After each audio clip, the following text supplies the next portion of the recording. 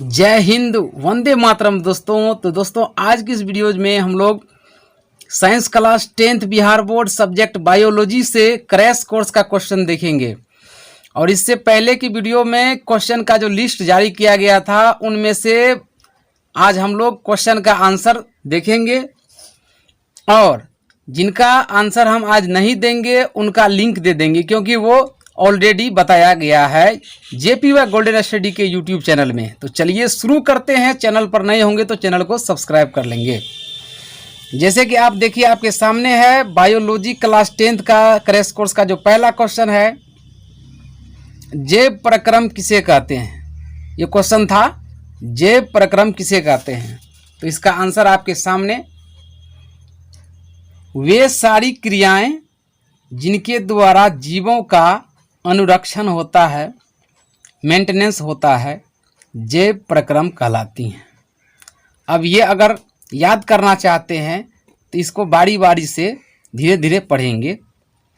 वे सारी क्रियाएं, प्रोसेस, प्रक्रियाएं जिनके द्वारा जीवों का या सजीवों का अनुरक्षण यानी मेंटेनेंस होता है ना। जिनके द्वारा जीवों का मेंटेनेंस होता है वही क्या है, जैव प्रक्रम है। क्या है, जैव प्रक्रम। ध्यान से सुनिएगा दोस्तों, वीडियो देखते देखते आपको याद हो जाएगा। दूसरा प्रश्न है, स्वयंपोषी पोषण तथा विषमपोषी में क्या संबंध है। दोस्तों आप पूछेंगे कि सर, या आपसे पूछ ले स्वपोषी पोषण क्या है, विषमपोषी पोषण क्या है। तो अलग अलग करके भी पूछ सकता है। तो इस प्रश्न का जो आंसर है, इसके आंसर को लिंक जो है हम दे देंगे। इस क्वेश्चन का जो आंसर है उसका लिंक दे देंगे इस वीडियो में। आप वीडियो के डिस्क्रिप्शन से इसका आंसर ले लेंगे, ठीक है।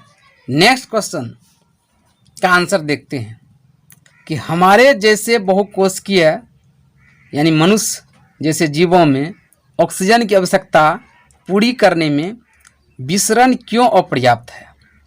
चलिए इसका आंसर लेते हैं। क्वेश्चन तो देख लिया आपने, आंसर देखिए। हमारे जैसे बहुकोशिकीय जीवों में शरीर का आकार बहुत बड़ा होता है तथा शरीर की संरचना जटिल होती है। इनमें सभी सेल्स या कोशिकाएं सीधे पर्यावरण के संपर्क में नहीं होती है, जैसे कि पेड़ पौधे में होते हैं, निम्न जीवों में होते हैं। क्या है, हमारे जैसे बहुकोशिकीय जीवों में जो शरीर है हमारा, उसका आकार बहुत बड़ा होता है तथा शरीर की संरचना जटिल होती है। इनमें सभी सेल्स सीधे पर्यावरण के संपर्क में नहीं होती है। इसी कारण जो है ऑक्सीजन की आवश्यकता पूरी करने में विसरण जो है अपर्याप्त है, ठीक है। नेक्स्ट है 4 नंबर का। देखिए, अगर क्वेश्चन आपको याद नहीं हो तो इन्हें आप लिख भी सकते हैं आने वाले एग्जाम के लिए। अगला क्वेश्चन, प्रकाश संश्लेषण क्या है, इसे रासायनिक समीकरण में व्यक्त करें। तो इस प्रश्न का भी लिंक आपको मिल जाएगा, इसका आंसर इस वीडियो के नीचे डिस्क्रिप्शन में, वहां से इसका आंसर आपको देख लेना है, लिख लेना है।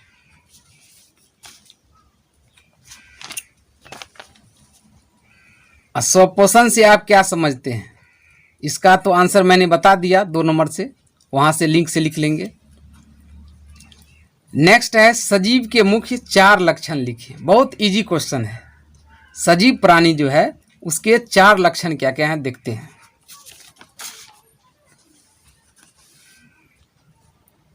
सजीव के मुख्य 4 लक्षण हैं, वृद्धि, श्वसन, पोषण, जनन, उत्सर्जन। पहला क्या है, वृद्धि।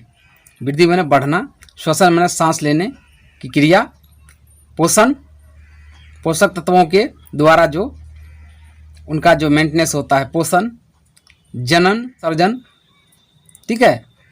तो ये जो प्रोसेस है, ये जो क्रियाएं हैं, ये क्या है, सजीव के लक्षण है। अगर इतनी क्रियाएं किसी जीव में हो, किसी चीज में हो, तो वो क्या होंगे, वो सजीव हो जाएंगे। कौन कौन, वृद्धि, श्वसन, पोषण, जनन, उत्सर्जन। नेक्स्ट क्वेश्चन चलिए। नेक्स्ट क्वेश्चन था कल की वीडियो में, कोशिका के 4 कोशिका अंग का नाम लिखें। कोशिका जो है उसके 4 कोशिका अंग का नाम क्या है? 4 कोशिकांग हैं, पहला केंद्रिका, दूसरा केंद्रक, तीसरा राइबोसोम, चौथा सूत्रकणिका। याद कैसे रखेंगे? केंद्रिका, केंद्रक, राइबोसोम, सूत्रकणिका। केंद्रिका, केंद्रक, राइबोसोम, सूत्रकणिका। नेक्स्ट क्वेश्चन जो 8 नंबर है, ये भी कल की वीडियो में था। विषमपोषी पोषण से आप क्या समझते हैं? तो इसका भी आंसर 2 नंबर के क्वेश्चन से मिलता जुलता है, जिसका लिंक आपको मिल जाएगा। अमीबा में गति किस भाग से होती है? अमीबा जो सरल प्राणी संपोषी जीव है, एक कोशिकीय जीव है, अमीबा वाला देखेंगे। उसके बाद देखेंगे आमाशय में जो हमारा पेट है उसमें पाचक रस की क्या भूमिका है। दोनों प्रश्नों को देखते हैं, उसका आंसर देखिए। अमीबा में गति कूटपाद से होती है। किससे होती है? कूटपाद से होती है। ऑब्जेक्टिव में भी आ सकता है। आमाशय में पाचक रस की भूमिका क्या है? इन सभी प्रश्नों को आप लिख लेंगे, क्योंकि क्रैश कोर्स है। 3 महीना के अंतर्गत हमारी प्रयास रहेगी कि साइंस मैथ का पहले जो है क्रैश कोर्स आपको फिनिश किया जाएगा, देन बाकी विषय भी बाद में होगा। बिल्कुल फ्री क्लास है अभी, इसलिए आप जो है free online class JP golden study पर आ जाइए। आमाशय में अम्ल भोजन के साथ आए, हम जो भोजन करते हैं तो उसके साथ जो हानिकारक जीवाणु आते हैं, उसको जो अम्ल होता है, जैसे HCl अम्ल है, वो क्या कर देता है? नष्ट कर देता है। यानी जो पाचक रस है वो हानिकारक जीवाणुओं को नष्ट कर देता है। हमारे आमाशय में पाचक रस जैसे HCl भोजन को पचाने में मदद करता है, हेल्प करता है। आराम से सुन लीजिए, याद हो जाएगा। आमाशय में अम्ल भोजन के साथ आए हानिकारक, हम जो खाना खाते हैं उसके साथ जो हानिकारक जीवाणु आते हैं उसको नष्ट कर देता है। कौन? पाचक रस, अम्ल। हमारे आमाशय में पाचक रस भोजन को पचाने में हेल्प करता है। यही क्या है? पाचक रस की भूमिका। चलिए अगला क्वेश्चन लेते हैं। परजीवी किसे कहते हैं? परजीवी किसे कहते हैं? पर माने होता है दूसरे, जीव माने सजीव, तो जो दूसरे जीव पर आश्रित है, आगे देखेंगे। नेक्स्ट क्वेश्चन है, अमीबा में पोषण की प्रक्रिया को चित्त के साथ समझाइए। तो चलिए दोनों प्रश्नों का आंसर लेते हैं और आराम से समझते हैं। परजीवी का आंसर देखिए, वे जीव जो किसी दूसरे जीव पर निर्भर होते हैं, या वे जीव जो किसी दूसरे पर आश्रित होते हैं, परजीवी या पैरासाइट कहलाते हैं। परजीवी इंग्लिश है, पैरासाइट कहलाते हैं। जैसे जोंक तो देखे हैं, मवेशी को लग जाता है। जूं, ढील तो देखे हैं। एंट, अमीबा, फीताकृमि, ये जो जीव हैं, जैसे जोंक, जूं, एंट, अमीबा, फीताकृमि, ये जो जीव है ये परजीवी है। क्या है? परजीवी है। अमीबा में पोषण प्रक्रिया समझते हैं। देखिए, अमीबा एक सरल प्राणी समपोषी जीव है। क्या है? सरल प्राणी समपोषी जीव है। यह एक कोशिकीय तथा अनिश्चित आकार का जीव है, यानी इसका आकार निश्चित नहीं होता है। ये कुटपादों की हेल्प से ही आहार लेता है या भोजन ग्रहण करता है। अमीबा का जो हाथ पैर है एक तरह से कुटपाद है, या मुंह कहिए, जो भी कहिए, क्योंकि आकार तो निश्चित है नहीं, इसलिए कुटपाद नाम दिया गया है। कुटपादों की हेल्प से ही भोजन लेता है। इसमें भोजन जो है अंतर्ग्रहण, पाचन तथा बहिष्करण प्रक्रिया से पूर्ण होता है। ऑब्जेक्टिव भी आ सकता है, अमीबा में पोषण कैसे होता है? अंतर्ग्रहण जो अंदर किए, पाचन जो पचाए, तथा बहिष्करण प्रक्रिया से पूर्ण होता है अमीबा में पोषण प्रक्रिया। अब अमीबा का चित्र देखिए, इस तरह से बनाया गया है चित्र, आराम से आप भी बना सकते हैं, क्योंकि आकार तो निश्चित है नहीं, फिर भी इस तरह का आकार दे दिए हैं। यहाँ जो ब्लैक देख रहे हैं ये भोजन है, और ये जो अंग देख रहे हैं ये वाला और ये वाला जो इसका देख रहे हैं यही इसका कुटपाद है। इसी के द्वारा क्या करता है, ये कुटपाद है, ये इसके द्वारा अमीबा भोजन ग्रहण करता है। अब यहाँ मान लेते हैं भोजन ग्रहण करके भोजन यहाँ आ गया है तो ये बंद हो गया, फिर आकार इसका बदल गया। तो यही जो प्रोसेस है कि फर्स्ट में भोजन यहाँ पर जो है दिखाया गया है, दूसरे में भोजन अंदर कर लिया गया है यहाँ पर, तो अमीबा का आकार फिर से चेंज हो गया, इसलिए अनिश्चित आकार का है।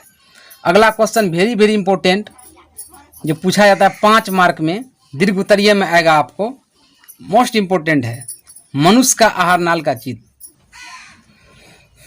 तो मनुष्य के आहार नाल का जो चित्र है ये आपको पढ़ाया गया है पिछले वीडियो में, उसका लिंक दे देंगे, आप लिंक से समझ सकते हैं बढ़िया से, ठीक है। हम लिख देंगे वीडियो के डिस्क्रिप्शन नीचे में, मनुष्य के आहार नाल का नामांकित चित्र, वहाँ से आप समझ सकते हैं। चलिए आगे बढ़ते हैं। नेक्स्ट क्वेश्चन है, ध्यान देंगे 13 नंबर का, कोई वस्तु सजीव है, इसका निर्धारण करने हेतु हम किस मापदंड का यूज करेंगे, यानी कोई सजीव कैसे है ना, उसके लिए क्या मापदंड है। नेक्स्ट क्वेश्चन होगा न्यूरोट्रांसमीटर, ये 2022 में पूछा गया है, और ये स्टूडेंट को मेरे ख्याल से भारी लगा होगा क्योंकि इंग्लिश वर्ड है यहाँ पर ये, तो इसको भी समझेंगे, इसका भी आंसर देखेंगे। उसके बाद दीर्घरोम क्या है ये भी लोग जल्दी नहीं समझ पाते हैं, तो ये भी समझेंगे, इसके कार्य। अपड़ा प्लेसेंटा क्या है, इसका कार्य क्या है। तो इतने क्वेश्चन का आंसर चलिए एक बार लेते हैं, तब हम लोग आगे बढ़ेंगे।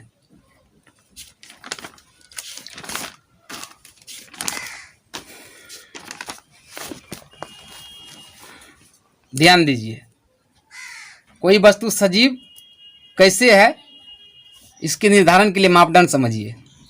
सभी जीवधारियों में जीवन की एक निश्चित व्यवस्था रहती है, जिससे जीवन संबंधी विभिन्न कार्यों का संपादन होता है। या किसी में जीव है तो उसमें क्या क्या होता है, अगर कोई जीवित है तो कोई चीज़, उसमें उत्सर्जन होता है, जनन होता है, श्वसन आदि, ये सभी जैविक प्रक्रियाएं होती हैं। अगर कोई वस्तु सजीव है तो उसमें क्या क्या होना चाहिए, उत्सर्जन, जनन, श्वसन, वृद्धि भी होनी चाहिए आदि, ये सभी प्रक्रियाएं जिनमें होंगी वही क्या होगा, सजीव होगा, वो वस्तु क्या होगा, सजीव होगा। इन जैविक प्रक्रियाओं से हमें पता चलता है कि वे क्या हैं, सजीव हैं। इसका आंसर को आप लिख भी सकते हैं, फिर से समझिए। सभी जीवधारियों में जीवन की एक निश्चित व्यवस्था रहती है, जिससे जीवन संबंधी विभिन्न कार्यों का संपादन होता है, जैसे उत्सर्जन, जनन, श्वसन आदि। इन जैविक प्रक्रियाओं से हमें पता चलता है कि वे सजीव हैं। नेक्स्ट क्वेश्चन जो 2022 में पूछा है, यहाँ लिखा हुआ है न्यूरोट्रांसमीटर, NEUROTRANSMITTER, न्यूरॉन से रिलेटेड होगा ये। न्यूरोट्रांसमीटर क्या है, देखिए आंसर। यह एक प्रकार का रासायनिक संदेश वाहक है, जो संदेश को जो है पहुंचाता है, संदेश का वहन करता है, सूचना का। ये अणु होते हैं, न्यूरोट्रांसमीटर अणु होते हैं, जो न्यूरॉन्स, तंत्रिका कोशिका जो ब्रेन से रिलेटेड है, तंत्रिका कोशिका से मांसपेशियों तक, हमारे शरीर में जो मांसपेशी है तक संकेतों को संचारित करते हैं। कौन, न्यूरोट्रांसमीटर क्या करते हैं, संकेतों को संचारित करते हैं, या विभिन्न न्यूरॉन्स के बीच संकेतों को संचारित करते रहते हैं।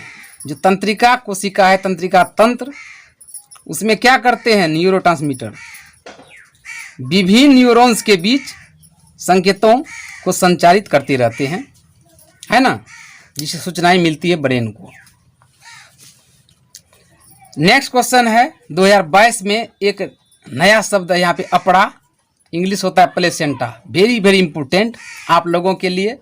2023 में जो एग्जाम, 2023 में जो परीक्षा देंगे बिहार बोर्ड, मैट्रिक का, उसके लिए बहुत इंपॉर्टेंट क्वेश्चन है अपड़ा प्लेसेंटा। ऐसे प्रश्नों को तो जरूर लिख लीजिएगा आप नोटबुक में। गर्भस्थ शिशु यानी जो शिशु माँ के पेट में है को माता के शरीर से जोड़ने वाले जो नाल होते हैं, नाल वही है अपड़ा। फिर से सीखिए, गर्भस्थ शिशु मतलब जो गर्भ के अंदर शिशु है उसको माता के शरीर से जोड़ने वाले जो नाल है उसी नाल को प्लेसेंटा या अपड़ा कहते हैं। समझ में आ गया? इसका मुख्य कार्य मादा के शरीर के यानी माता के शरीर के ब्लड को शिशु के शरीर में पहुंचाना है। वो जो नाल होता है, ठीक है ना, उसका काम क्या है कि माँ के शरीर के या मादा के शरीर के जो खून है, जो रक्त है, उसको शिशु, पेट में जो शिशु है उसके शरीर में पहुंचाना है। अपड़ा का काम है। बहुत इंपॉर्टेंट क्वेश्चन है दोस्तों, ध्यान से इसको देख लीजिएगा।